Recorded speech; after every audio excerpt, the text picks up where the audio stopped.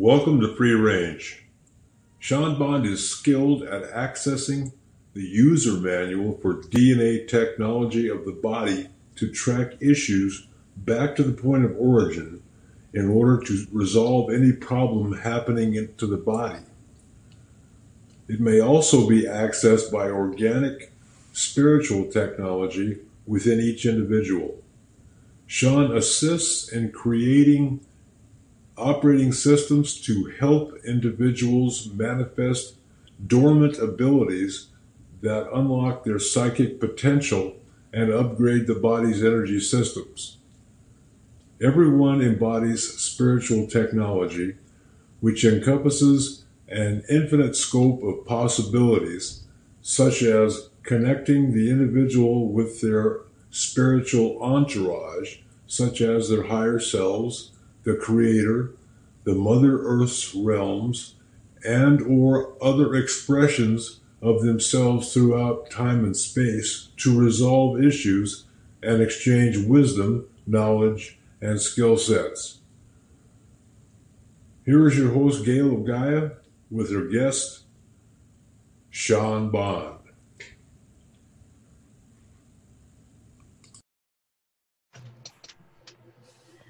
Good morning, good afternoon, good evening, whatever time it is, wherever you are. This is Gail of Gaia, and this is Free Range. And today we're here with Sean Bond, and he is a very interesting young man. And very talented, I might add. He is a healer, and he has a lot of other talents that include he works with people as a meditation instructor. He helps people remove different blocks that they may have, etheric implants. He talks about heart walls, past life regression, Akashic records, chakra balancing, spiritual science, lucid dreaming, all of those topics. So we'll cover some of those topics tonight. And Sean, I'd like to introduce you. And which one will we, or shall we start with? Blocks. Where do blocks come in for people, and have you been able to work with people on that and help remove them? Thank you for having me on your show. Yes, I'd love to talk about blocks. A lot of things into that, besides just the basic concept of the metaphor for a thing in front of your pathway that's stopping you, or a part of existence that keeps flow, or resistance, or stagnation, interruption. This is a bunch of different words.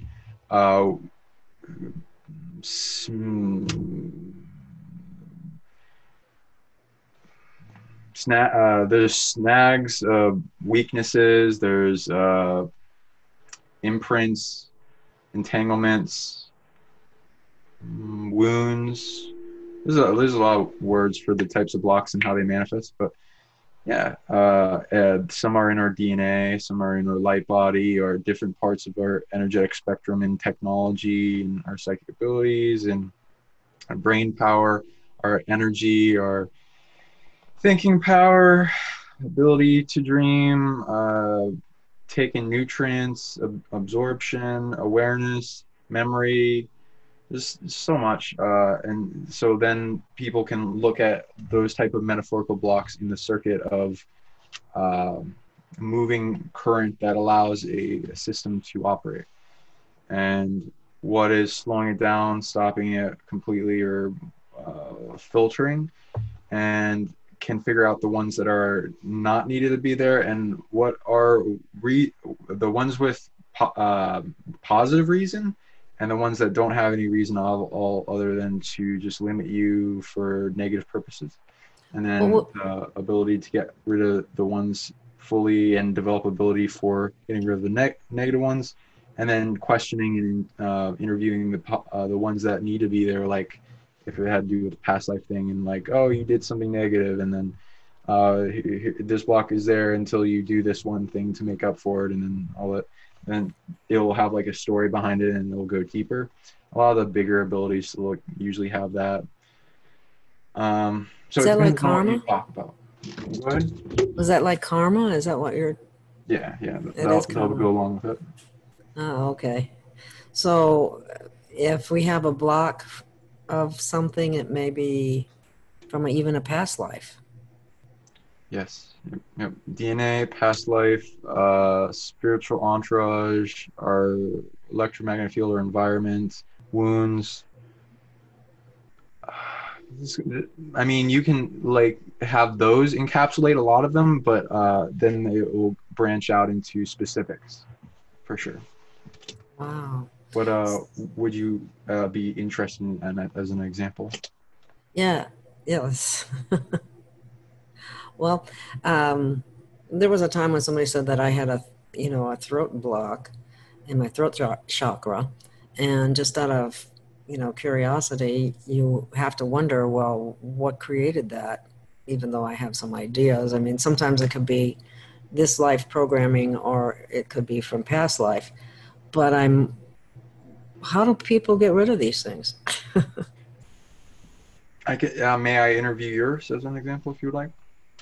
Sure. And again, it's tailored to each individual because they'll have a different story behind why the block's there. What's the energy the motivation behind the creation of the block? Because it's usually not like something that happens randomly.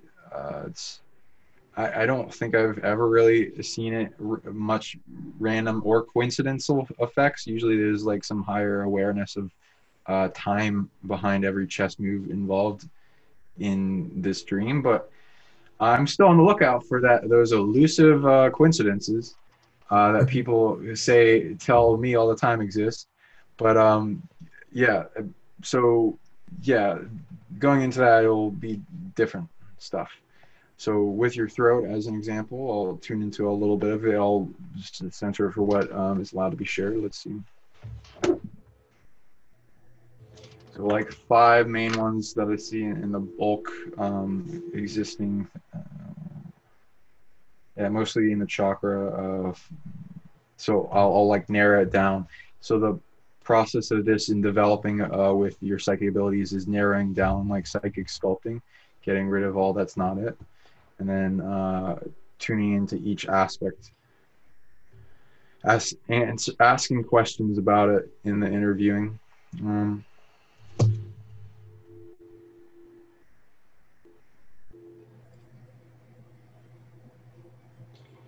Okay, so all 5 of the blocks on the chakra are in the 0 point of the chakra, in the singularity, the point of events, which will hold a bunch of stuff, like chakra technology. A vortex brings in energy, internal, external, from the environment. Also can be a portal and a bunch of other things, depending on if the person's allowed to work with it, and the technology is there for those that understand it. So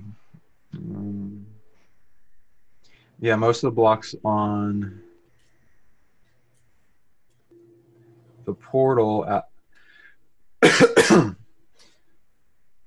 yeah, I'm getting a lot of throat tingling talking about it. So like it'll go into, okay, there's some intelligence about this. Okay, block. So let's see how this works. So then I'll ask, like, when did the block come from? How did it get there? It comes with your light body, so a spirit thing. Oh. And I'll like go back in time in your timeline to see when the whole event happens.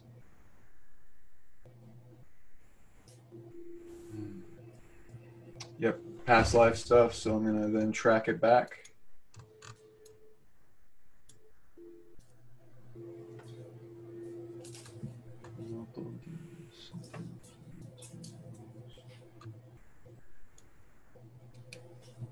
Interesting. It goes back to Madrid, Spain. Really? Yeah. That's Have you ever interacted with Spain before this? Not in the same. It's not like this lifetime, but like anything call you there. Not that I'm aware of. I know. That's Like interesting. examine the history. It's quite a bit back in time. I don't quite know this history. I don't think many people get it.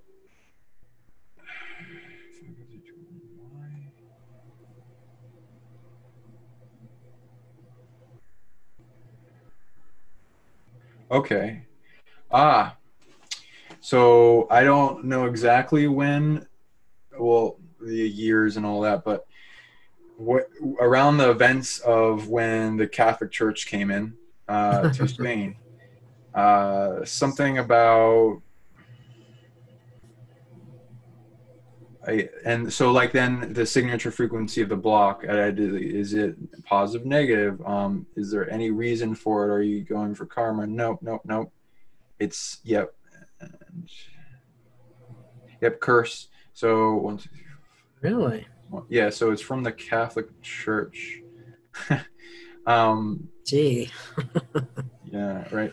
So they used to do a bunch of things when they were first coming in because they weren't popular, but they had armies and, you know, the whole Inquisition and all that. Yeah, the Inquisition. Yeah. I thought it was So burned at the stake before, but I don't know. right, there we go. And so you would have been a bright, shining person. So what were you doing? Yep. And how'd that block get administered? You were hung by them for witchcraft. You know, they were just rounding up people, even if they weren't. It was just people that they didn't like, and they thought would be rebellious because they're trying to be the main mind control power. So yeah. Well, that makes sense. Yeah. So then they do their spiritual projecting over the people that are dying, and it's essentially them enforcing a will on them, and that is still a curse, and it's to silence you. One, two, anything else? It's a lot of energy harvesting, so it's trying to mark your spirit. They probably did some other things before the hanging. Took you certain places that had like their magic over it, and while you're in there, They are so evil. they may have tortured you a little bit. 6 and 8, 9. I think they were trying to get information of like I think they were trying to find other witches or something, or people that were against them. Mm-hmm. You didn't speak. Yeah. And then why were they trying to silence you? Just your awareness, all that. Anything else? Yep. Just trying to. They do this with pretty much a lot of people, and a lot of that energy comes over. So anyway, so the noose thing. And then you can do this in a bunch of different ways. You can meditate, and you can kind of like to where you get power back over the noose, and you take it off back in time. Let's see what needs to happen on this timeline. I'll ask and see if this is set in stone. Am I allowed to do this on the show? No. Okay. I shouldn't. Okay, that's fine. Okay, I'll do certain types of healings. So ways to heal the curse for this one. And the curse, 1, 2. They're stealing energy. And I am presence authority from you, which is in the heart chakra, which is what you use to have out loud statements for your rules of your reality, and other things that you want to do, like putting the heart source into it. So the curse included the heart. Is that what you're saying? The I am authority is like the source. Oh, okay. You speaking with your bravado of like, yes, this is so, kind of thing, for you programming the body and beyond. So they're trying to take that, so then that limits you and a bunch of other stuff, so you can get a lot of that back, and your energy about 1,000,000 units stolen. They've had that few on you for a few lives. It's been stealing energy for those lives. Not all the time, of course, and you're able to shut it down, but when they have when the Jesuits have enough stolen energy, they usually do that in a big ritual that affects a lot of the planet. Wow. It tries to update. But so ways you get out of this is you send healing back to that point in time. Let's see what you need to reject the curse. There's different ways you can address the curse. It's either brunt force, slow disarming, because a lot of them have booby traps, or doing like things at the event, or even having a remedy with the person that cursed you. It was a priest. Figures.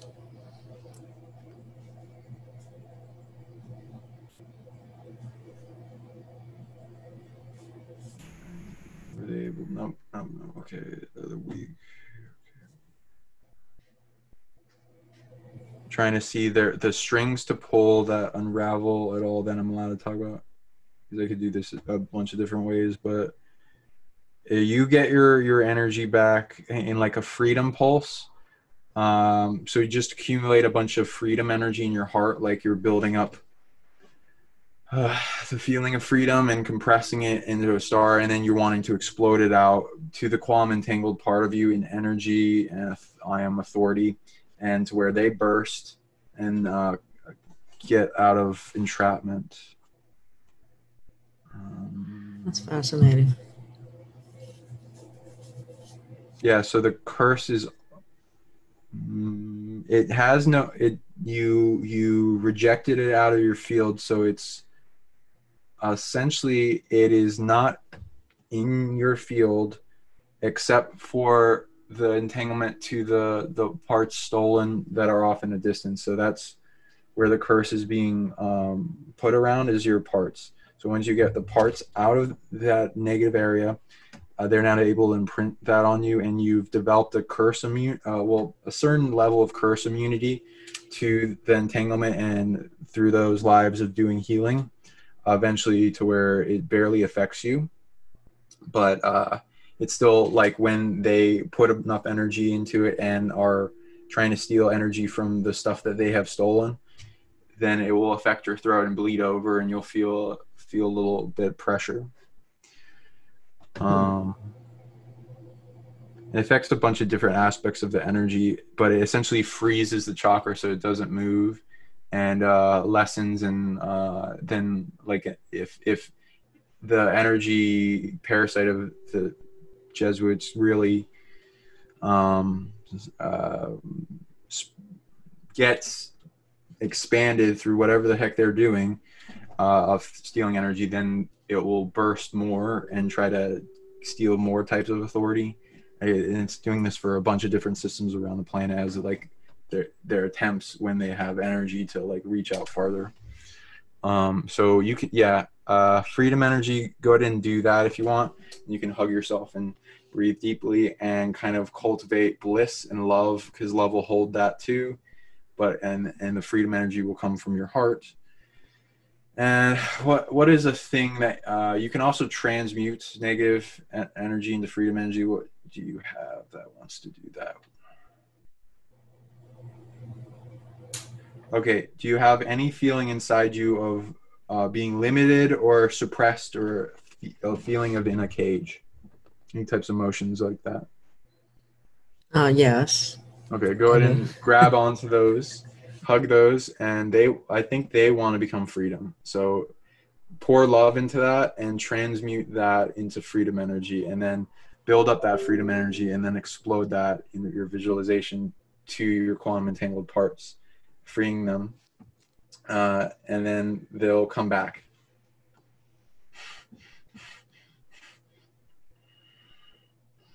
I'll help you as well.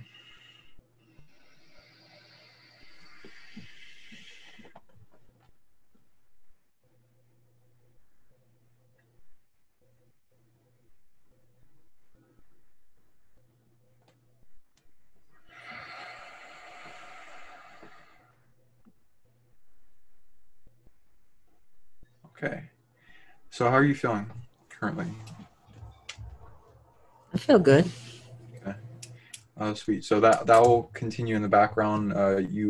We built enough energy currently, and you can just breathe into it and know that your higher self is directed to it. You can just, if you don't know if you're doing it or not, just ask your higher self to get on it for the audience.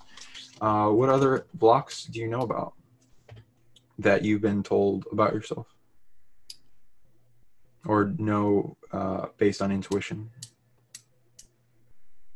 Well, I have one, but I wouldn't want to share that one on my show. The throat was big. The throat's always been big because it's like a lot of times I feel like I want to say something and I can't get it out. Yep. And yeah, they'll go with the freezing of it, and it like sometimes doesn't have the energy of it. Also like feels tongue tied, or there's a frog in the throat. Yes. There's all this technology. Like you're dealing with mostly the Catholic stuff, but I've seen all types of weird limiting, and a lot of people have more than one is what they're ready to take care of. What other what kind of is blocks? Your optimal state of what you imagine your voice can be and reach? Because it also goes into communication, your career, and telepathy. Oh, I like telepathy. I feel like it's actually been starting to come online more so. But when I'm close to someone, it's a lot easier. Like that feeling when you're about to call somebody and they call you, that kind of thing. Or you can sense when one of your kids is upset, depressed, whatever, and things like that. Right, it's mostly like heart telepathy, and when the love connection established, it's easier to translate and transfer information, and then like pretty instantly, because the heart seems to have even speeds of energy that travel faster than light, and even into the like have like a I think there's like a institute, I forget what it's called, that did maybe heart math. They went into oh yeah, it is describing how it goes into the future and it senses data in the future, and that goes in precog abilities. Yeah, that's amazing. The field from the heart is so much greater than from the brain, and we tend to concentrate on the mental aspect, and I think we need to be in the heart more than we have been. Right, and I guess what is with mental body, I'm kind of like going on a discovery path with that quite a bit, because I before a lot of this, I was like going heavy into emotions, because it made everything easier to translate, and more into love, and who doesn't need that. Now I'm kind of going more into mind, and then I'm finding all these different cool avenues I didn't know before, and it seems like the mental body is also centered in the heart, which is interesting, and we mostly associate with the brain. And you're talking about me in particular, or anyone, or anyone? Okay, in general, I was just wondering. It just like goes and extends into the brain, but also the gut brain too. Anywhere there's neurons, it extends into. And yeah, this like helps translate it and process it even better, and the sensory capacity of the eye is pretty amazing, and the other things I've been going more into the types of energy that are needed in the fields, and the systems of the different organs that need to be turned on more or have been dormant for a long time, or that amplify telepathy. And there's like some interesting clairaudience things that overlay with the ear, and some switches and knobs and meridians that I've been going into, and it gets a little nicer. I've also had weird experiences where this fuzzy like clicking kind of like radio static started happening in my ear, and I'm like, what the heck is that? And I started thinking it might be an implant or something, and you know, I can't really tell. There feels like there's bumps and stuff, but you know, whatever. And I do get that it is that, but until I look at an X-ray, hey. And sometimes it happens only sometimes when I'm especially talking with super soldiers and other Oh, that's interesting. individuals, and other, so it seems to be reactive. And then I started doing this thing where I started making knobs for it, and then I would start slowly, not like just doing that, but like trying to really tap that neurolinguistic program to start grinding the gears together and make it turn. But going along with it, it started reacting to that, and I was trying to. It kept telling me, "Do you hear me now? Do you hear me now?" And I kept like, "Oh no, it's a little less clear," and then it started getting a lot more clear. So there's that too, but I think that's more of a implant. And then I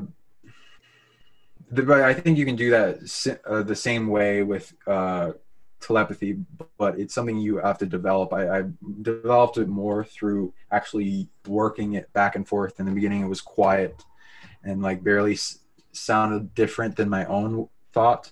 And then it gets more individualized. You start getting a very subtle signature frequency. That's a voice, that's an energy. It's kind of like when you're talking to another person, they have like a weird feeling and energy that comes off them. It's a scent, a sense, pheromone. There's a lot going on to it. It's like all that travels with them when they're trying to communicate. And in the beginning, it's like the ego gets in the way, and that will kind of make it less clear. And so training it kind of widened it up, and it went into more clear.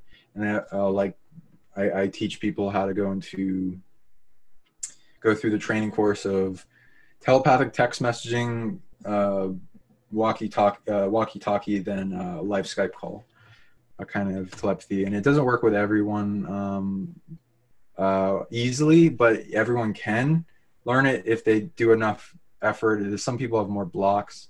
There's a lot of blocks on it, especially for humans. My God, we have the blocks of every species that we have DNA for. So all their negative stuff that they get comes on. Oh, wow. Because they had, it was like a conglomerate of DNA that was used to create humans in the first place. And so you're saying that those different ETs had their own blocks or issues, so to speak, and that gets added to our repertoire of whatever we're dealing with.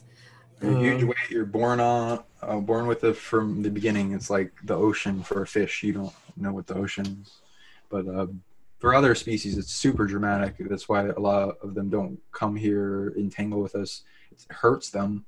It's like they'll feel the drama, because we have things that are constantly trying to monitor us for positive and negative reasons. But like the negative reasons is what they worry about. But if they're also trying to change our timeline and mess with the game, then the positive will start telling them to stop.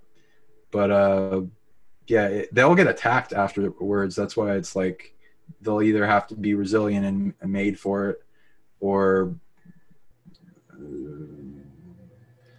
the person has to be able to hold up their drama themselves, and also cut back anything that's trying to monitor and camouflage from it all, to be able to talk with them more.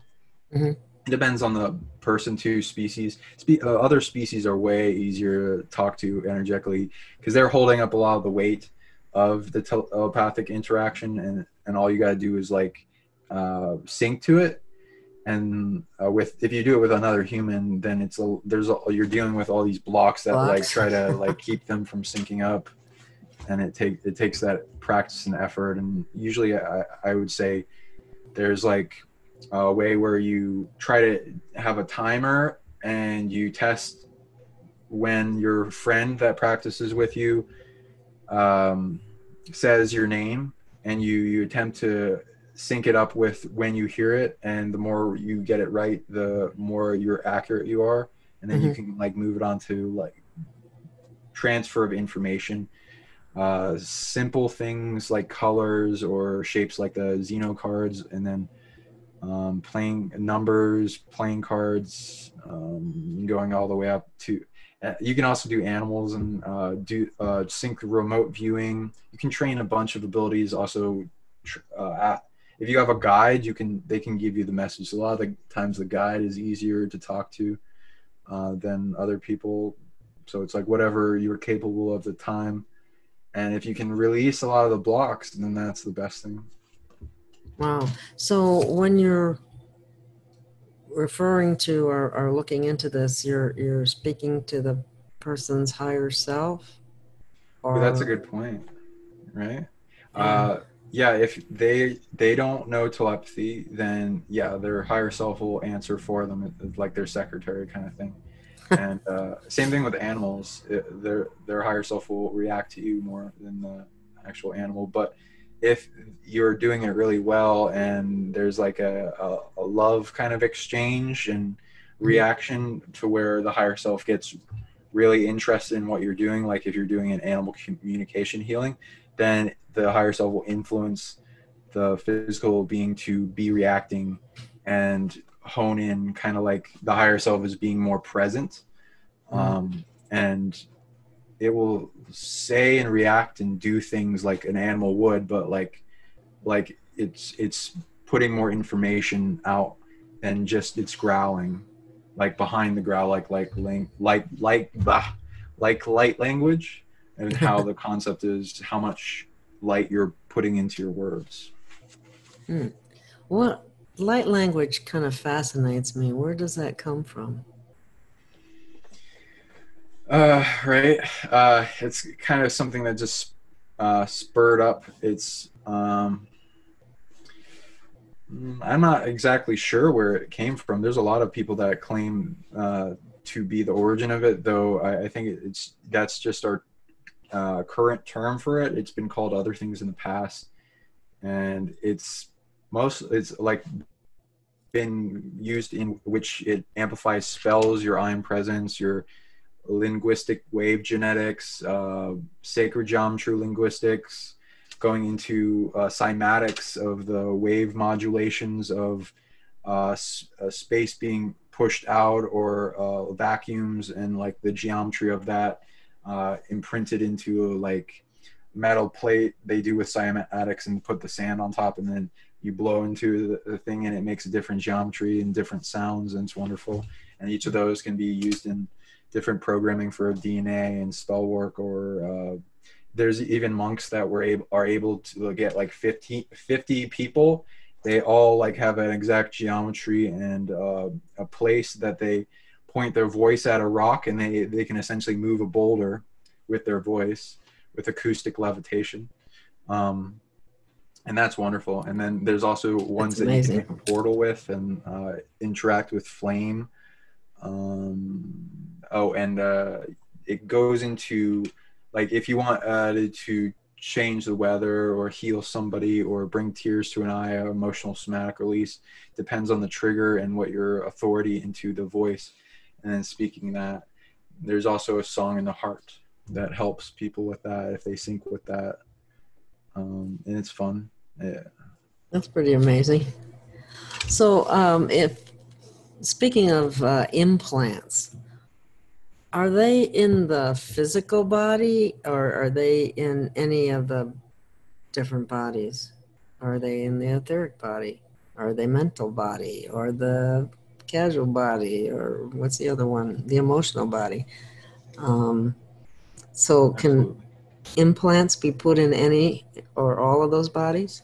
Yes, absolutely. Every bandwidth of energy, there's been some type of consciousness that has learned the ins and outs of that. Implants can as a neutral tool, but a lot of times it's used negatively. I have found positive implants, both so there will be. I'll usually put the category of physical implants and then energetic, and then see all the spectrums of elementals, and then I'll go through those for a person's body as well. Some will be harder to find or bigger, like a bigger drama, and they'll be like camouflage and the whole person's ready for it, or they find a practitioner that can remove it. Otherwise, it's like some of them have monitoring systems, and you don't want to trigger their awareness that they're about to be removed. Otherwise, they'll react and Oh, try really? to stay or like influence it to be replanted, because the goal of it is to monitor, steal energy, get information, influence. So like the positive don't usually do that. The positive usually do like some counter. I don't even usually see the positive implants unless they have also negative implants, and the positive ones are usually to counteract the negative ones, if the person's allowing it, and it's usually by their soul family. And they're like usually like psionic amplifying in some way their abilities. The negative ones usually steal energy and are just monitoring and don't need to exist. And if you can get rid of them, do. And you can scan for that. They'll usually have a parasitic effect. So they're stealing your energy, basically, is what you're saying? Yes. Especially I mean, the physical ones, they can, but it's usually the energetic aspect of them, like if they're haunted or they get a lot of things working through them, because we already use dirty energy technology, the internet, all that. It's not the best biologically, but yeah. So it's just a word to describe, putting something inside a person's field that's not originally from them or of their creation. And you can make your own implants, but I don't recommend. It doesn't really do positively things unless you're like good and you have authority. But it doesn't really work if you don't have authority. Then you can find what the positive ones are, and you can release the blocks that you and use them to their fullest. I'll see there's weird like crystal accumulation ones that are made from an energetic link to it, an amazing magic crystal that some species has that is giving that to you. I've seen it in different parts of a person's brain, and this is the energetic version. I'm not saying the physical ones.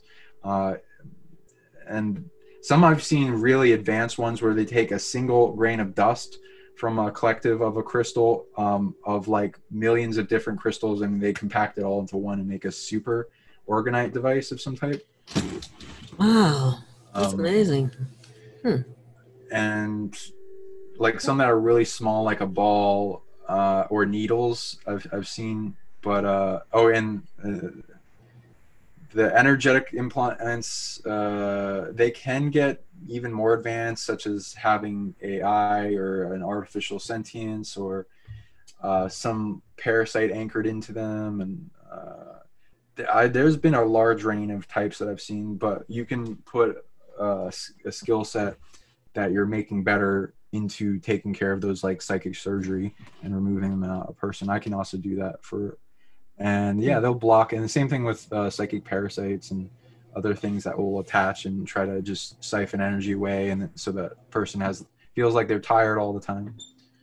That's what I wanted to ask you about, because sometimes, I don't know, I was told I had implants and they were removed, but I was also told that they can come back.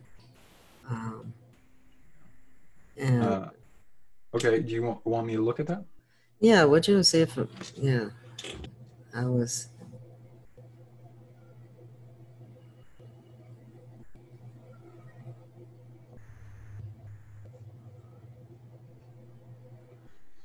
Nothing to be concerned about in physical. You removed a lot of incursions into that.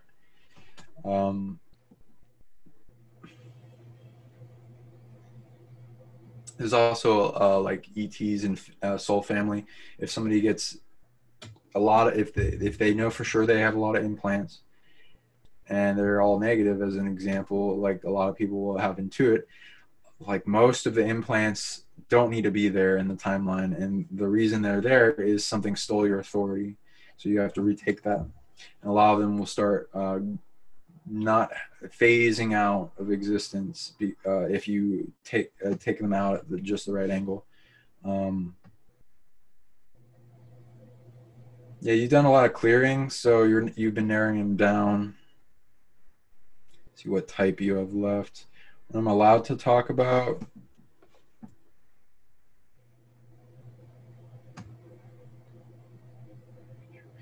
You have void. Okay. How'd you get that? So I'm gonna age 10. Void. Why do you have void?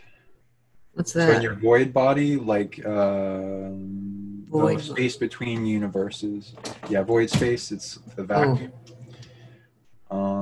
It has an energy layer to it, and it holds a potential all energy and 0 points kind of thing. Creational womb.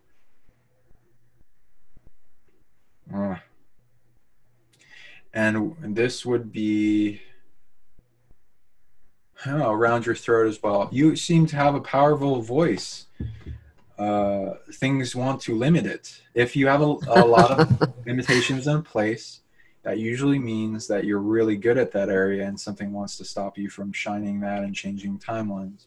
Like people that are really good at the ocean and they've been afraid of it since birth or something and they don't know why. If something wants to stop you from connecting to it, that'll usually be the imprint in a lot of phobias. Okay, it's there, so...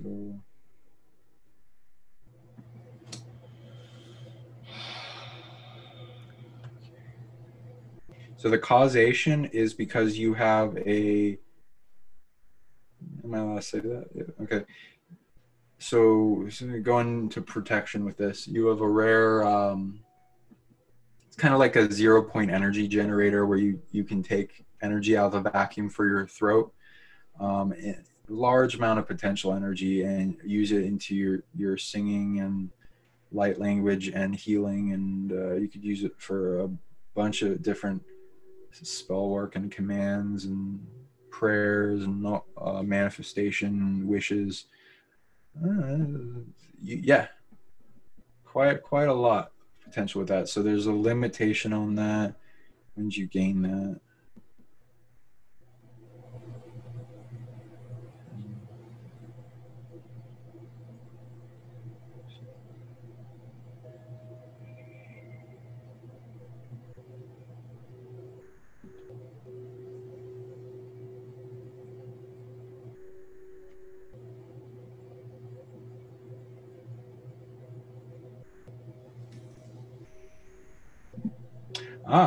Okay. So this comes with the authority that you've had for a while. It goes, did you just earn it? Nope, you're rehashing something, and that goes along with your spirit, taking it more of your mantle of who you are. This goes back to anything else? Okay, when you when in Atlantis falling, a lot of negative stuff happened. Kind of to the where it started completely shaking up the reality, and beings tried to uncreate the universe is essentially what happened. And then the universe got restarted, and it had a creational point, and a bunch of beings during the intermission period, because there was a big wound that happened to Earth, and a lot of reality started breaking down and getting messed with. So a lot of beings went into void space. And that fractures everyone. It's like being ripped out of reality kind of thing. Wow. And people had to learn how to get back into creation or be honored. Like Earth was doing this thing where she was restabilizing everything and coming out of her ill state, and she was creating lifelines back into the reality for like certain DNA lineages, and then she was trying to filter it out so that nothing negative would come back in through the uncreation. A lot of that's some of it's still getting in through hijacking and stuff, but there's a lot of people that try to figure out how to get back in on their own as well, positive and negative, and a lot of those people are here, and it's like a weird obstacle course Earth is to be here. So into that, when you're there, you went through a bunch of mystery schools and you gained a group of people, and your way I'm gonna keep asking if I want to say every part of this. Okay. You form like some type of meditation, stillness, being one with the void type of thing, and then that's one of the correct ways to do it. And I think you learned that before you got there, so you were prepared for it, which is cool, which goes along with your intuition. And you weren't there long. Wonderful. You're able to get back faster than other people, and you connected deeply with the Void Mother, which is like the overarching consciousness of Void, and entered more of her mystery school, gained a lot of authority in that, and were able, you learned how to create things from the Void in the 0 point energy, and so that's using the voice ability you gain there, and that's one of, I'm not going to go too much into detail because a little dramatic, telling these ways how to get back in, but you were able to get back in, and you're now integrating a lot of those powers as you've been retaking parts of yourself that have been lost from negative beings, because you have your void body more activated, and essentially that's if you were to see it kind of like a dream body, where you have the main hub of your body and your auric field, and you have that layer version of it, and then all these energy, kind of like a photon, but like version of that type of energy emitting, and using that as a sensing organ and being able to go into the places. So you will have an overlay of your body in void, and you can daydream into that and have vision work into the void and start having missions like sending off these non-local bodies while you're meditating to sense into things. And be careful, because there's, of course, big predators in the void. There's things that aren't allowed in the universe in the void, but there's also a lot of positive things that were uncreated with, unreasonably or understandably at the time, that everyone had to be uncreated kind of concept, including the really positive beings. And a lot of our friends, soul families, and loved ones, and parts and pieces, soul parts and energy, are in the void waiting for us to find it, everything. And so you're right now doing that already, and you can just sync with your higher self on what they're doing already and make it better. And you can like sync with some of their missions. One of the main missions you're doing is reclaiming parts of yourself. Wow. And that's where some of the abilities that are activating more are coming in. Oh, that's fascinating. Very fascinating. Okay. Well, what about heart walls? Is that along the same line as a block, or is that something else? Very similar. So let's take care of one as an example right now. How's your heart feel right now? If you were to compare and contrast, because a lot of people don't ever get this question, so it's like, so I guess take as much time as you need, and like imagining, compare and contrast your state of being right now And if you can imagine the time you were most happy, most blissed out, or at least one of them that you can remember.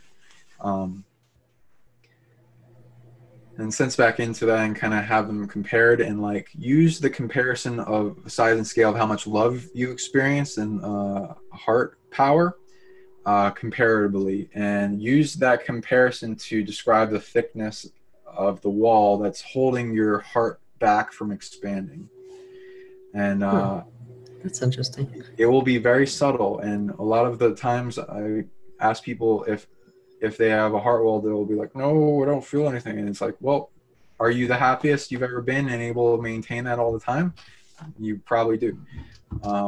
Even if you've been healing a lot of them, there'll be those more resilient ones that need a little bit of more room for attention or whatever.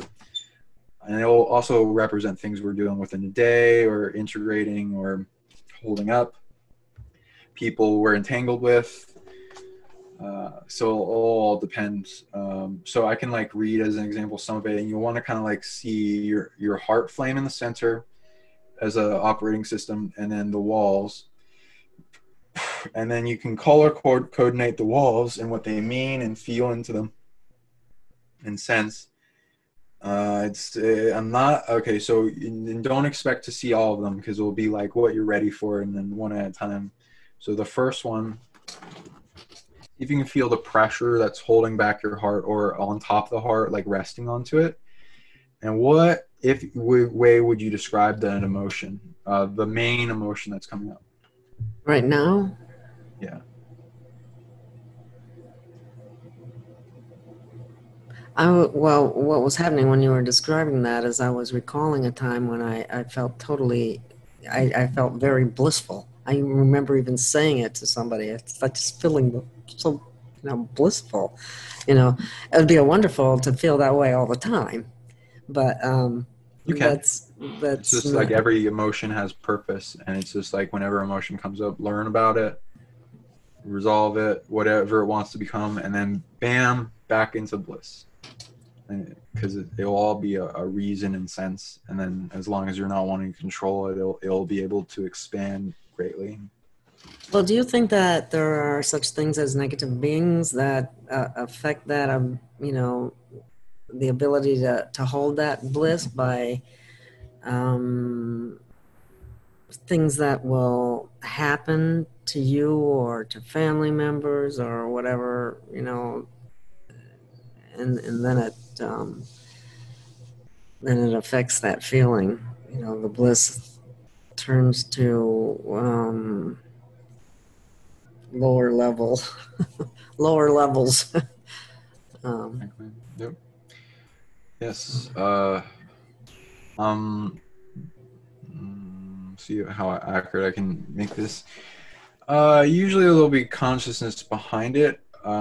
It's not always going to be an entity. They do have those, and I've experienced the demonic attacks, and it's horrible, and it kind of feels like in Harry Potter, the Dementor creeping in, and if you were the window glass, the ice coming in, creeping in, and it's slowly getting you to forget everything that would empower you.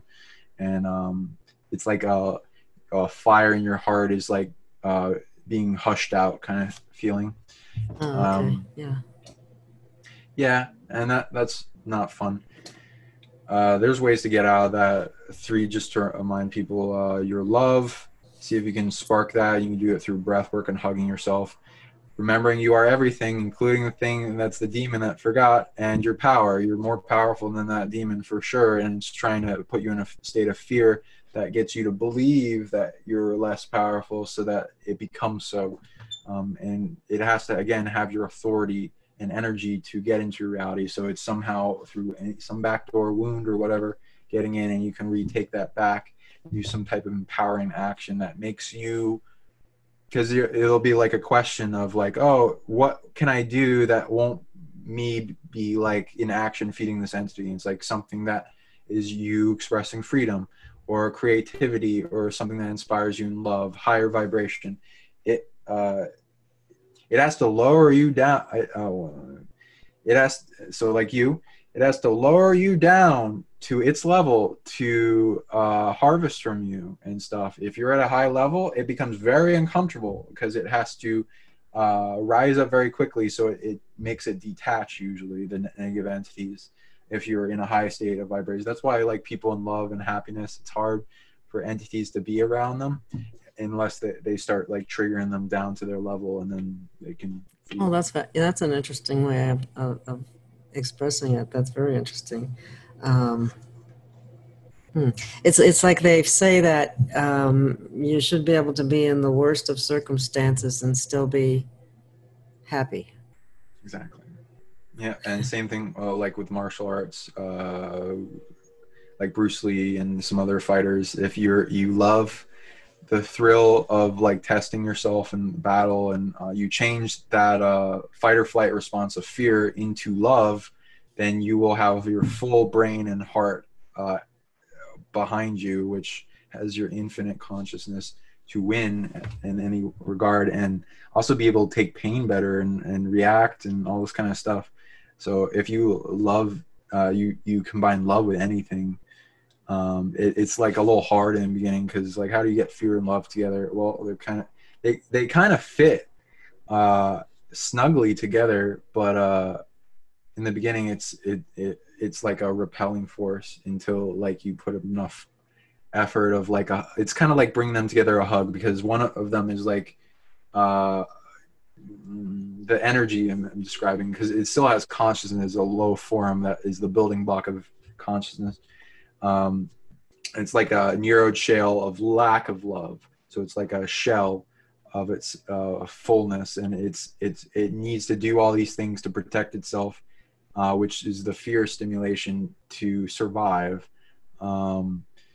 And so you have to get in a space where it loves you, like, you accept it, and it trusts you, and all this healing, like, nurturing embrace, and bringing any energies together, yin and yang. It's like a bringing lovers together kind of thing.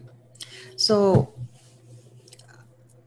are you saying, or as you understand it, we're supposed to balance our not yin and yang, but our light and darkness? Does that make sense? It has to be in balance. Yep. Anyone that tries to get rid of one or the other, they're gonna have a hard time, and it's gonna be a long thing.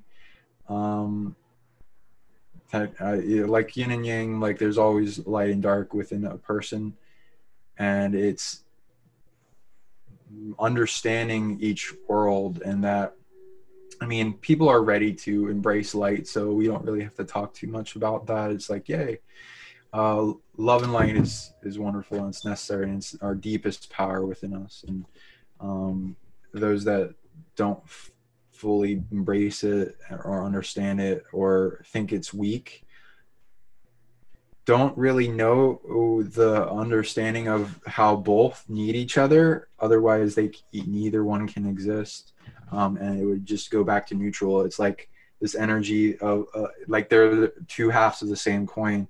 So, like, in the beginning of them becoming one, they were together, and so they had to go farther and farther away in expression of each other in extremes of light and dark. And for that to exist, there had to be something for the light to do and the dark to do in their evolutionary path. They pretty much influence all evolution. The whole battle between light and dark is to bring us to a state of need for evolution. And also, the dark that we get on this planet as a representation are not really that good at being dark. It's like being in a higher difficulty. Like, you're surrounded in hell. You're constantly being challenged. It's not for everyone. And the people that are forced to do it, whatever, and they're part of the game and chess move, and they're brave and all of that. Well, most people now on this earth that are in the dark get corrupted and taken over, and they lose their sovereignty, and they aren't able to hold up and balance it, because it's like a unicycle on a tightrope walk while dodging gale force winds. And then like, because the darkness is unbalanced darkness, or unbalanced, the most separate from source energy is antithesis to source that I've been able to label. And that unbalanced version, like balanced antithesis source, is like antidote for evil, or antidote that like balances it back up. But like the polarized states of this end is evil, that I've been able to find. And so that kind of corrupts things, and it wants to change beings that look at it. And people that are too prideful or arrogant or egoic will think that they're invincible, and the goal is to be confident but not underestimating. And there's constantly stuff to look for and challenge, and there'll be a lot of camouflage stuff, so it's definitely not something to underestimate. But yeah, if you can get both, and we're like a expression of angels and demons together in one body that like is attempting to end their war, as well as the war of most species in the galaxy, at least, depending on the body that people have inherited. And yeah, if we can get the angel and demon in us to come together in peace, and that'll be like a representation of all our lives, and light and dark. People have light and dark, like a sine wave, a woman, male. The game will try to get them in all experiences in a goal to complete them. And yeah, well, if you're a powerful light, you're going to probably have a powerful dark. And so there's like this dynamic of back and forth that expands an individual, and those will be those past lives will be representations in archetypes in the person, and even can become alters, either through natural stimulation, needing it, or fracture into where the person has developed the alter, and sometimes they have some interesting abilities based on what they need at the time to survive. And yeah, getting them into peace is a big goal. And to do that, there's a lot of things. You have a negotiation with them. You get them to sit down at a table, and the light's usually good to unite with you and resolve stuff. And the dark, mostly what I've found is it doesn't want to be controlled. And it feels like it's boxed in a prison. And it usually is, but like that's understandable because of the amount of negative shit it's got going on. Also, it can't control its shadow. It's like got a part of itself that will attack things that it doesn't want to. That kind of thing happens with haunted people as well. They have a ego and a shadow that just deals people's energy, no matter if they're friend or foe, and they can't quite rein it back. Some people can if they have enough effort, but again, if your shadow is that big, then you're letting things entangle with you that are abusing you, and that will come up in the symptoms of drama and people not feeling good around you, feeling drained, or being adverse or repellent. If a person wants to get rid of that, and that's like if somebody has an out of control programmed psychic vampirism thing passed down to them, either through DNA or their environment or who they've been interacting with, or who they were in the past. So that wouldn't be their original blueprint then, would it? Nope. Yeah, exactly. So yeah, that's all external added on programs, and that's a good point. They could just let it all go if they entered a ceremony into that, but most don't know how to let go. Yes. And also are afraid. The ego is like afraid to let go of power and all this. So if you're getting the dark to unite with you in yourself, it's like you don't have to worry about external darkness. If you can unite with your darkness can pretty much kick the ass of anything that comes your way usually. And that's like the purpose of light and dark. Like light is the healing, expansion, growing, and like dark is like what is needed to form as a barrier between incursive forces. Originally, it's supposed to be the shield or the resilience, or if something goes into a dark spectrum in place, they'll get wounded and challenged in a bunch, and that's going to train them to be more resilient. But they won't form the resilience unless they come out of the darkness into healing states, and they build on that healing state, and they get more. If they're just in darkness all the time, then they're staying that, and they're getting some resilience, but not enough to where they're fully sovereign. And so releasing control over them in a state where your higher self will slowly let go control as you enter a state of faith with your higher self and your source, that it can protect everything that's going on. And once you let go of control over them, that you're going into automatically a place of negotiation and discussions with them on, like, because they don't want to be controlled, but they want to come to the conclusion of unity, that's the best option, which you can absolutely do with enough negotiation. And like, they'll want to trade eventually. You set it up like, okay, we'll let go of control over you if you start this negotiation with us and trade, and we go into unity, because the light will trade them healing and the dark will trade them back resilience, or I'll beat that demon up over there or whatever. Yeah, or like because like demon hunting is a thing. Like if something stole parts of yourself and you have to put enough force up to claim what's yours, then that'll go on that. You can do that with love, of course, but that, again, combining both light and dark. And so eventually, after it receives enough healing from the light side, it will become more sane, more sovereign, more intellectual, more ability to kind of understand your side of things, and it will be more in unity, and its shadow will start shrinking, which ultimately it doesn't want to harm things. Most people, if they're afraid of their own darkness, it's the shadow that is uncontrollable, which usually means the dark self is overwhelmed from usually ignoring it or pretending it's not there. Like, people like to box it down, like this doesn't exist, or like try to completely hush it out. It doesn't really work, because the reality is constantly needing the balance, because it's just lack of light. It's like the state of being in a place with less light than a permeant one, and that takes skill to maintain yourself, otherwise you succumb to it.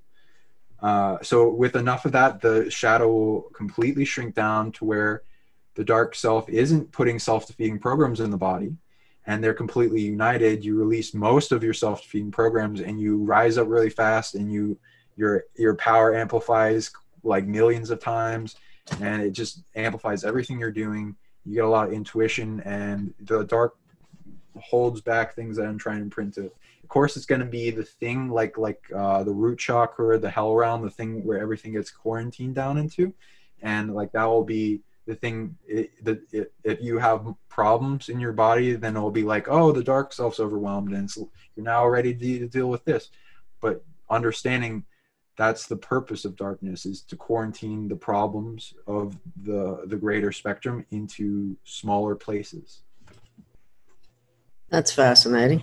Well, basically, if I understand you correctly, what you're saying is that our own darkness, which needs to be balanced with our light, actually is a benefit to us.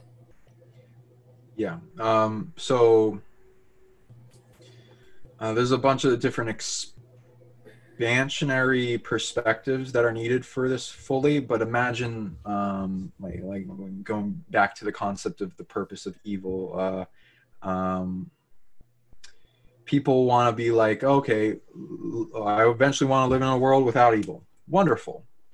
That's a good goal, and that can happen. Essentially, what you need to do that is compress all evil down into smaller and smaller boxes until where it becomes more manageable, and you can transmute all that's left back into balanced antithesis of source to the antidote of evil, and then rebound it back up the dark elements to the neutral to the light, or whatever spectrum it is. And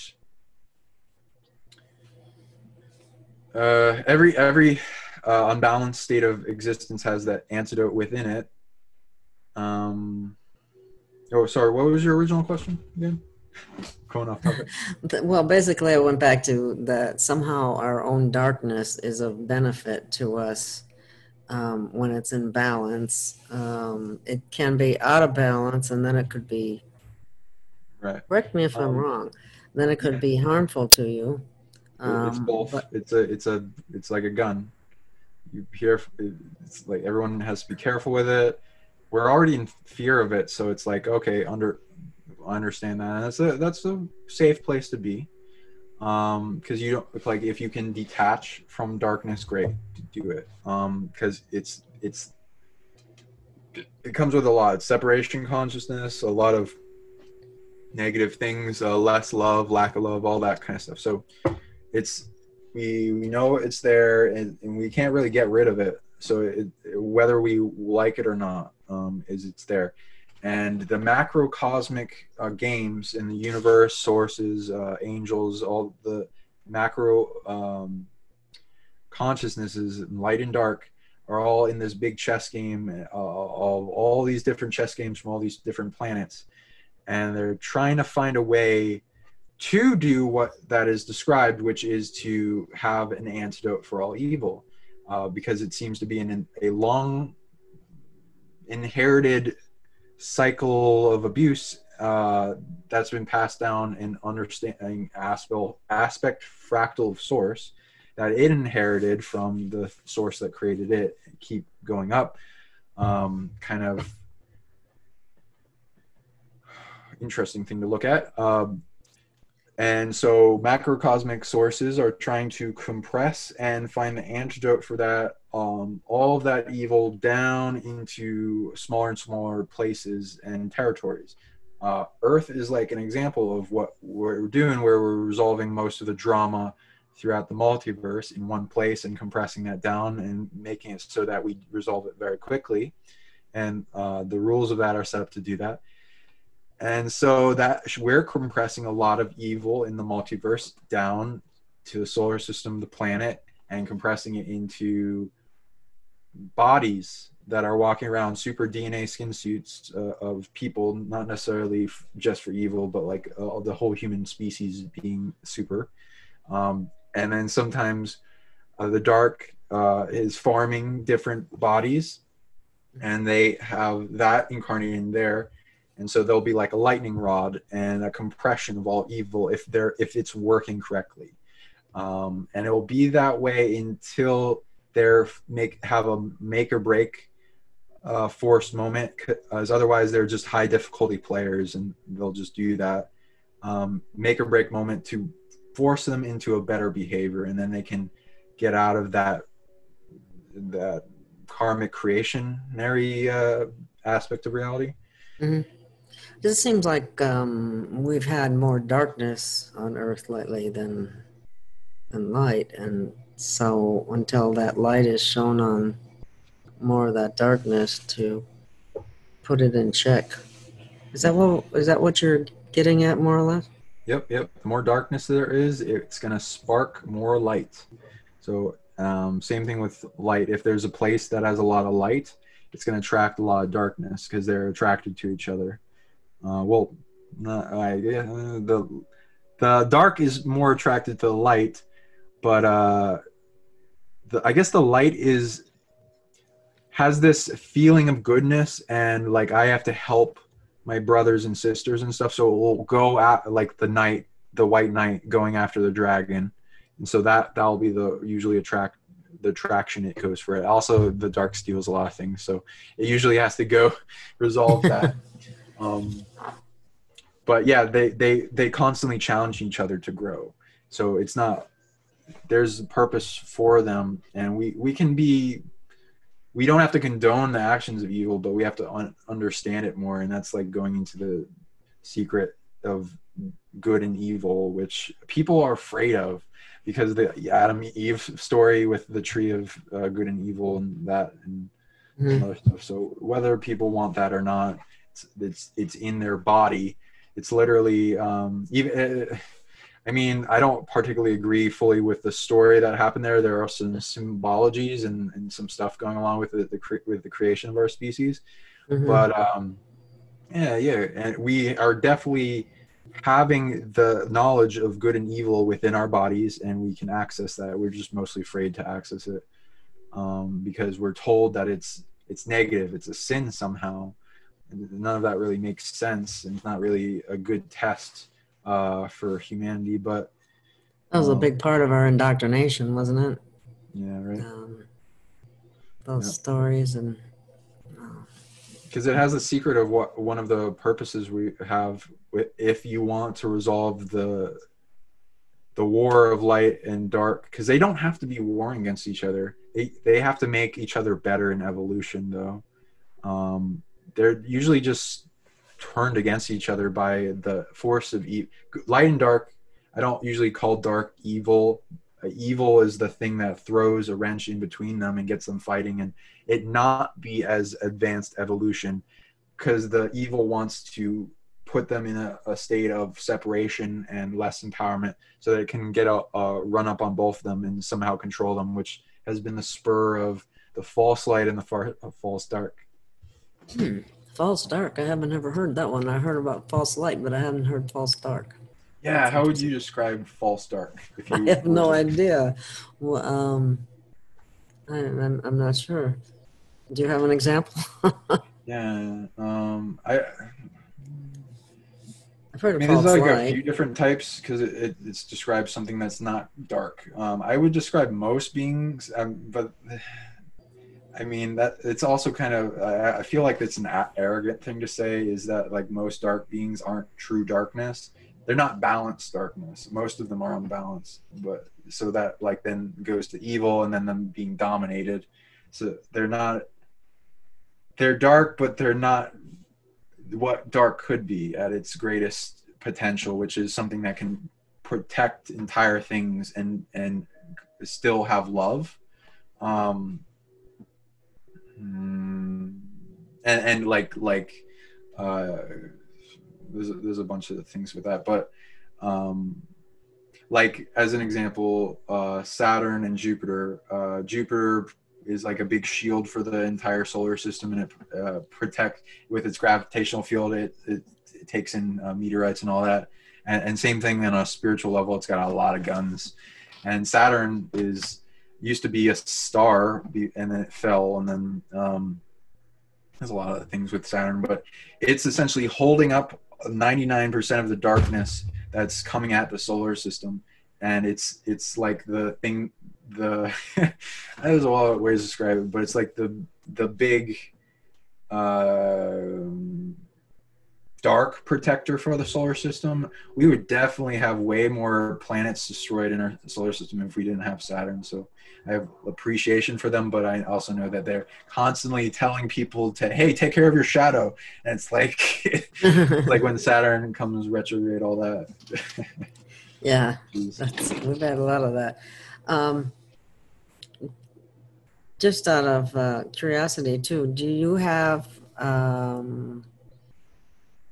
you consider yourself psychic? I do, but I didn't start, well, I kind of did start out that way. I didn't know about it. It was mostly emotional and dream and visions and stuff when I was a kid. And then I mostly got into it because I got into science. And then I wanted to figure out, I learned that IQ is not a fixed number. You can actually increase it. And I was like, oh, how do you increase it? And I like learned all these things and increased my brain power quite a bit and my memory capacity. And then I started switching on other things, and a lot more mystical experiences happened. And then I went into that because I had some mind control things around me and people saying not to go into that, but I just busted through it and then reemerged with that, and then had these really big experiences that then just made it all click. So yes, and I'm even developing more, and I'm kind of expanding past the definition of psychic because it's a lot of abilities, not just one, for sure. Yeah, well, you are quite, you seem young, and so there's a lot of room for expansion. Thank you. You I'm sure. too. So that's pretty interesting. Well, let's see. What about, okay, this is one other You thing. look very young as well. Thank you. Thank I you. love when people call me young. It's like, thank you. I don't want to be an old man. Well, it happens quickly. It seems like anyway. But what was I going to say? Okay. A lot of people have been talking about that during this time period, they're having more what people call lucid dreaming. Now, have you had that experience yourself? Yeah, lots of times it's fun. I had it like really big, and that was like amazing. But like when I first started happening, like an example, I became, it's like an awareness. It's like truth shining. It's knowingness. Like you're in a field that you're sensing in the dream, and you have this knowingness that comes to you like, oh, I'm in a dream, where you get triggered into it. And I was in one of the first time I remember, it was like in Walmart, and I was like, oh, this is a dream, I can do anything. And I started taking this off the shelf and just playing around like ninja stars and like dancing. And also I one time I was woke up in school. If you ever had a school dream, they suck. It's like, oh, they're trying to, it's like usually an energy harvesting thing that like this, because the schools are so haunted, and there's something trying to anchor somebody there that usually gets them to come back to the dream world. And it usually has me like thinking I'm still in school, and like I'm getting taught something, and there's a test, and like, oh, did you prepare for the test? Or like if you don't have clothes on, it's like, oh, you're in your underwear. And it's like, ah. But yeah, I usually, when I have those dreams now, I made it so that like if you know there's certain types of dreams that you're prone to, you can have a visualization in print exercise of repetition that brings the triggers that you'd see in that dream to wake you up. And if you can set that as strong as possible, the more likely you wake up. And I get to the point where every time I'm in a school dream, it'll wake me up, and I'll get really angry. And because they're trying to force me to think that I didn't prepare for a test or something, and then I get all stressed out. And the attempt is to change my day and wake me up with negative emotions. And so I'll like tune into like, oh, this is something that's trying to take that either had, I don't get these anymore, but when I did, it usually had some energy from me in the school, usually based on like bullies or the energy harvesting parasite. Mm-hmm. And if they have your energy, they'll try to bring you back to the dream world to keep you coming back there, and then take more energy from you by stimulating emotions. And then I'll get mad, and I'll feel into the prison of that, and I'll bust through it. And I'll like break desks, and I'll like, I think I've gotten into fights in some of those dreams. But I don't usually get into fights here. But like, since it's a dream, I'm like, well, I gotta show you not to do this again. And sometimes I've also had bullies from the past that stole energy in there. If anyone has negative people that show up in your dream that you don't want to dream with, that's usually what's happening. They usually have your energy, and they're trying to reach in your dream world somehow. They don't really know about it. Almost none of them do. So if you try starting a conversation with them about it, they will have no idea what you're talking about. But the entities around them will be stimulating it, and you can do whatever you want to do that.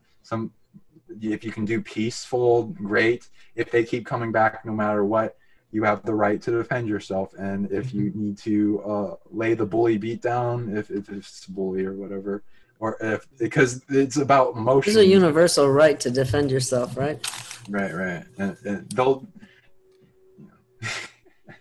Okay, and that's a lot interesting. of times it's not even them. It's like something else pretending to be them. Oh yeah, okay. Well, that's interesting, because somebody told me that they had, now lucid dreams seem really real, right? I mean, you really feel like it's that the last time I can remember that, I was just a kid. But anyway, Yeah, what happened? I was jumping rope in my bed.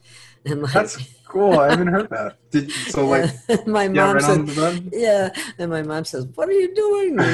And I answered her. I said, I'm jumping rope. And she said the bed was going, she could hear me jumping in the bed. What do you think that means? I have no idea. I was pretty young at the time, but that's funny. Were you having fun? Oh yeah. Yeah. Okay, then that's probably I'm getting that's the message. It's like, just have more fun. It's like covering a bunch of things. I guess you need to have more fun in your place of dream. So whatever that could mean, like whether you're in bed and having fun, watching a movie, or like stimulating that energy in some way, or even imagining the situation in meditation where you're having fun, something to do with that as a completing. But I think you already did most of that already. So a while ago. I also had a dream where, this is one of my favorite lucid dream. It was, oh, that made me remember another one.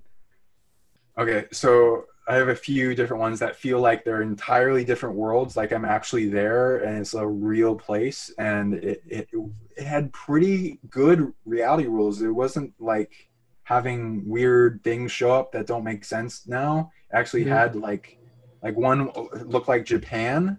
And there I was like going around shops and stuff, and I could literally touch all the objects, and it was very well detailed, and they had tea and it was flavored, and I was talking to people, and some of the people had very interesting conversations with me. And then eventually I got triggered. I think somebody was spying on me, and I think it was like my dream intelligence, my gut like triggered like, oh, there's something here, and now they triggered like your defenses. And then I had all this awareness come up back to me, and it was, oh, I'm in a dream, wonderful. And then I was like, oh, what can I test? I know they're going to try to get me out of here as fast as possible. So because like I have things that try to pull me out of the dream if I've been in there too long lucid. They don't always succeed, but if I'm there too long, I will absolutely challenge the reality very strongly. It's I started lifting things in the room. I started, because like I had a bunch of dreams lucid before that where I was able to do all these different abilities, not like usually all at once. I put them all at once in that one, but like I trained like telekinesis in another dream. I was like on a space station. It was really weird. I don't want to go too much into it, a little bit secret, but I was with some friends, and there was like a bucket of water with a rag in it, and I started telepathically force lifting it up, and it started lifting up, and I could actually feel it, and it was like emotional with me. Oh, wow. And I was like lifting it all the way up, and I was like dropping it on people in the crowd, and then I was lifting it up again, and then I started lifting up bigger objects. And that was fun. But in this dream, I started doing that, and then more things started showing up, and they were trying to pretend to be human. I think they were like some Orion Nordic or something when I tuned back into it. And they're really concerned about me, and they're trying to shut down my abilities. They started imprinting all these psionic barriers and blocks onto me I could feel, and I was starting to bust through that.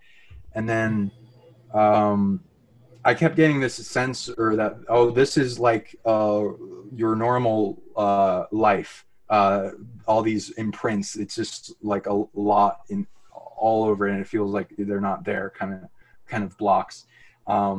When I was unblocked and I was fighting those blocks, I could feel more deeply into things, and it was interesting. I saw these people from the previous dream that were like superheroes that were teaming up with me for something, and I don't want to go too much into that, but they each had a different ability, and I was like that stimulated me in the lucid dream to use each one of their ability, and I started teleporting by like seeing the place and feeling into being there, and then kind of like blink out shift like after a charge up. and then I used that to escape them a bunch, but they kept tracking me down. And the dream was long, but like I'm trying to compress it. And then flying around, I started playing with, and a bunch of other abilities. And then they got really aggressive, and a lot of them started showing up, and I had to like force them away and use some of the abilities. And eventually it like turned into a bunch of different weird stories that tried to affect my memory and get me to forget that I was in a lucid dream, and get me it tried to get me to play along with a story that was going on and to slowly forget about the other awarenesses. And then, and as those awarenesses slowed down, and then I tried to use the ability again, it wouldn't work as well. And then eventually the ability shut down. And I was like, wow, these people. Wow, that's interesting. And, you know, it kind of triggered something when you told me about that, because one of my sons said that they had a lucid dream that was a little bit disturbing, but from what you told me, it sounds like it was somebody was trying to harvest energy, because it seemed very real. Here, imagine this. You're in a car, and then you're somehow, I don't know exactly how, but all of a sudden you're in water, and you're sinking, and you're going down, down, down, down, and you wake up just before you die or drown. Like, that would certainly trigger fear emotions, I would think. It could be a lot of things. Death dreams, interesting. Didn't actually die. They woke up before that happened, but it certainly. Most of the time I get it as an attention grabbing dream. Like, it'll usually mean something to the reality. It might be a metaphor. It might even be a warning to them of death that they can prevent, or like a death that they had in the past or the past life.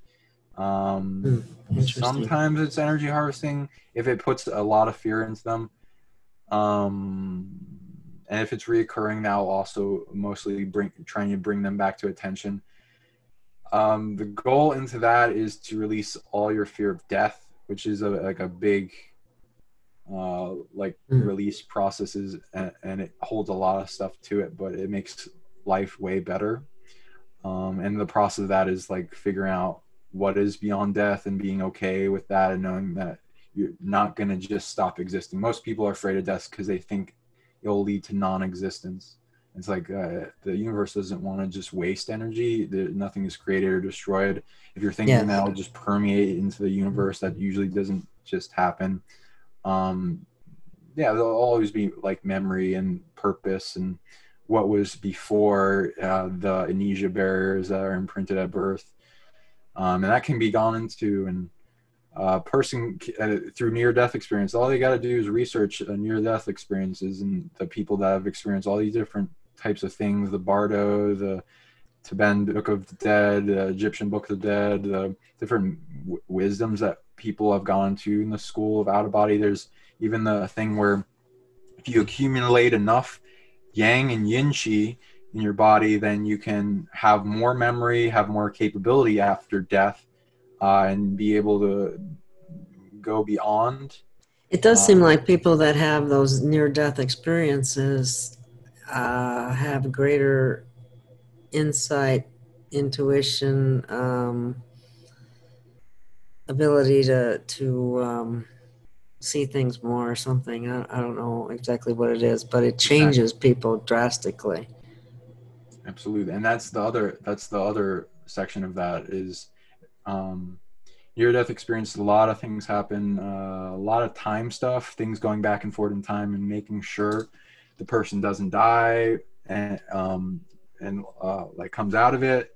Or some people I've seen that are good at near-death experiences where they're good at getting out of the death experience and then bypassing it, and it, like, they know the technology, it reshuffles your deck, it updates your cards. You have like a bunch of visitations from your guides, and you have a lot of time freeze things. You might even have a flash before your eyes, a life review, You might even go somewhere for a bunch. It's a reaped up update of everything. The person will completely change. They might even have a walk-in situation, but they might go somewhere in a split time and then come back as if anything didn't happen. And that will be part of their new personality. It will, of course, completely change them emotionally, physically, drive, orientation, and their will. And they'll see life as precious and they'll use it to their fullest. And the same thing with dreams. So you can, I know people that are good at mining them. If you were to, I don't recommend just doing this if you have to, but if you're in a situation where you're more, the situations are more death prone, if you're good at this ability and getting yourself out of death situations near death, then there are people that mine them, and they're like upgrades that completely propel them farther. There are some negative things that will incur, but only if the person doesn't clear up and go back to that moment in time and heal it, because there'll, of course, be trauma. Mm-hmm. Well, see, what I was thinking about that dream I was told you about, was thinking that the person would go back to that dream and then break out of the car. But I don't know. Yeah, you could do that. That could be like the metaphorical asking for it to do, because like insanity, doing the same thing over and over again. If you experience recurring dreams, it'll usually propel the person to try different things and what works, until eventually you choose the right decision that like ends the cycle. I don't think this is one was recurring, but I remember a book for the kids when they were young, because it seems like every once in a while they'll go through a period where they have bad dreams. And there was this little book about where they had a monster in the closet or whatever, and they had the basically told the kid to I don't know if it was shoot the monster or close the door, one or the other, but anyway, it was a way of getting rid of it because it was scaring the child. But anyway, that's it's a good way to do it. Yeah, and monsters in the dream, depending on if it's psionic fear or if there's an actual entity, and I'll go into night terror technology, which is absolutely those beings, and you got to do that to children. About it. Huh? They would do that to children. Yeah, there's usually a supposed to be a age of protection, age of innocence thing, shield by the guides and Earth and like this innocence collective around the child, one to birth to age 7 is when they start getting some spiritual contracts, and then 9 they fully exit out of it. I mean, they get all their weights on their shoulders coming in of who they are.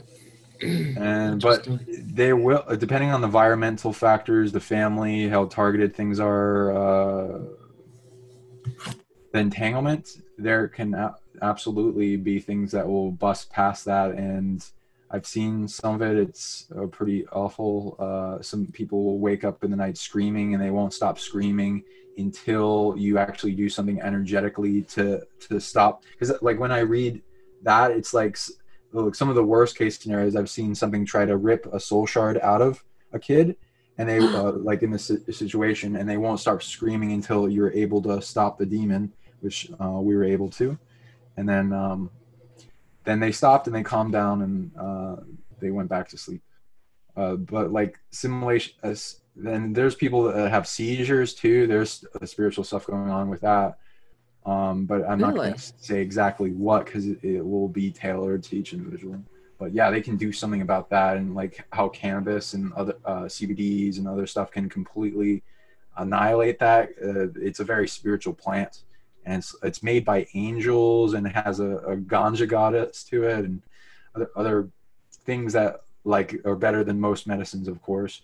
But that's if they need that. But then you can also do the spiritual things, and a lot of that is cutting off the power that the being has over them to enter their bubble of reality. You're taking the energy, and you have the right to defend yourself, and you can clear the room, space, or whatever that is an empowering action to do it.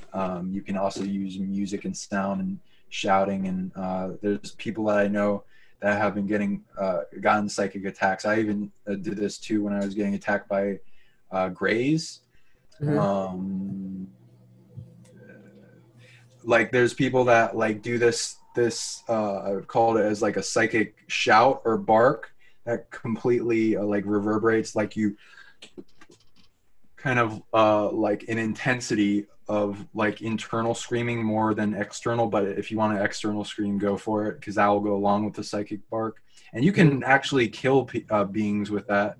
But not everyone will do that. But if you have it in your skill set, and if they're like, because if the being's trying to kill the person, you have the right to revoke that back onto them.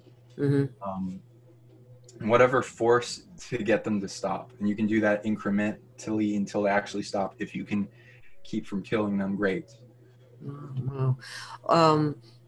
So I didn't know what you said about cannabis being as spiritual, but I had heard that it breaks mind control programs. Is that Good true? one. I like that. Yeah. That's what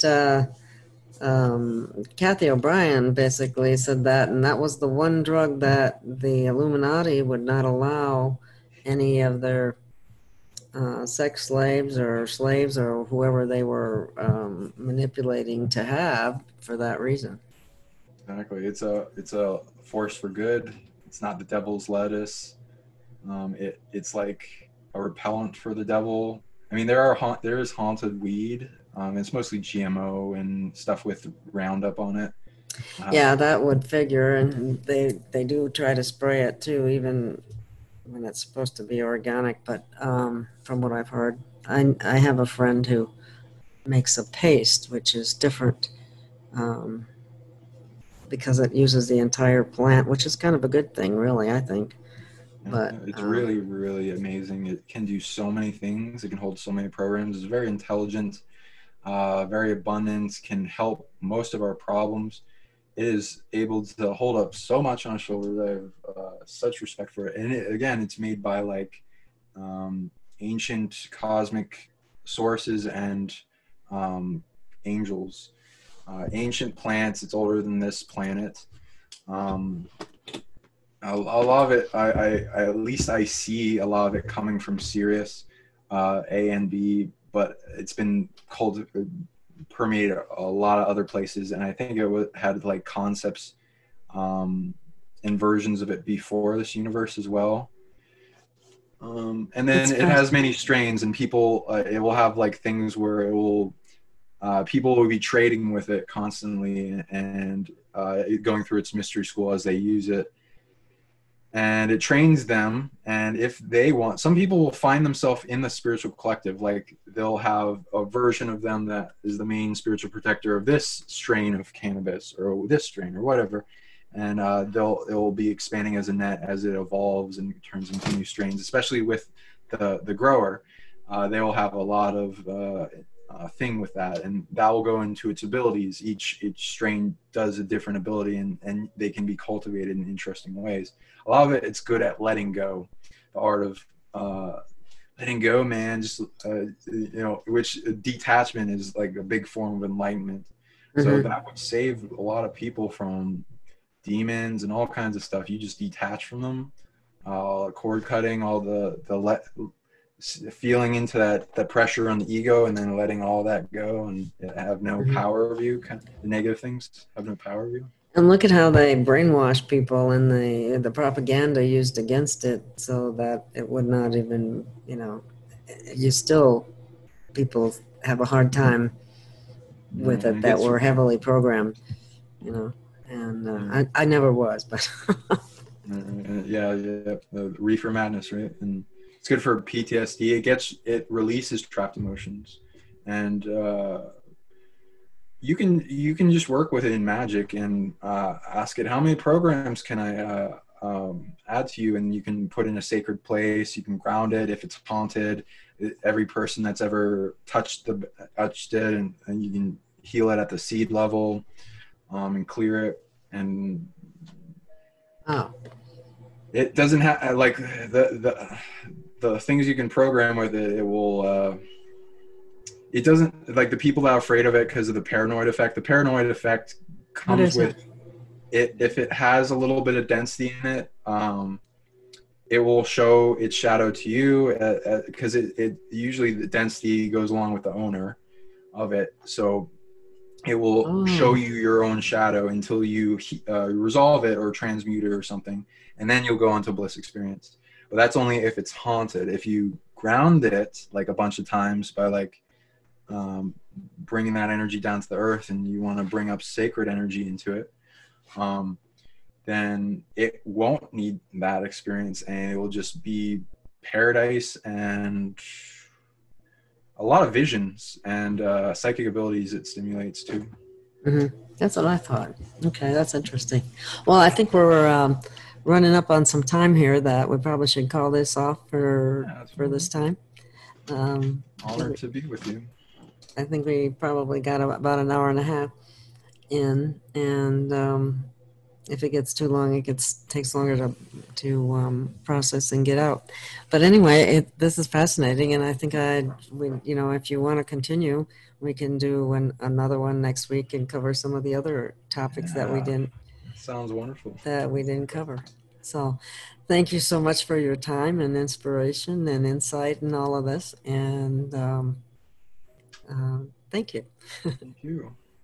Thank you for having me on the show. Love you all. Thank you, audience. Thank you for being here.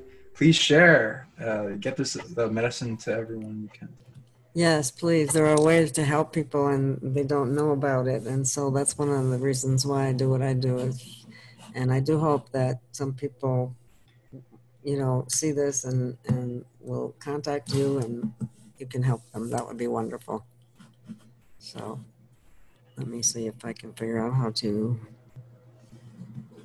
stop this. Oh, here it is. It's a little different. I'm working on an iMac, and I'm not familiar with it yet. That's fine. That's cool.